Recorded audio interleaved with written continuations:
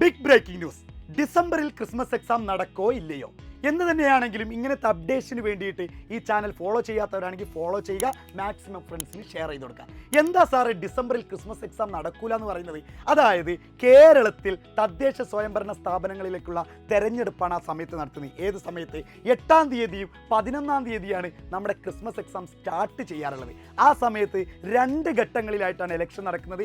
9-ാം തീയതി കുറച്ച് ജില്ലകളിലും 11-ാം തീയതി മറ്റ് കുറച്ച് ജില്ലകളിലും 13-ാം തീയതി വോട്ടെണ്ണലുമാണ്. അങ്ങനെയാണെങ്കിൽ 14-ാം തീയതി നടത്തിക്കൂടെ സാറേ? അന്ന് ഞായറാഴ്ചയാണ്. 15-ാം തീയതിയാണ് മിക്കവാറും നമ്മുടെ ക്രിസ്മസ് എക്സാം സ്റ്റാർട്ട് ചെയ്യാൻ സാധ്യത.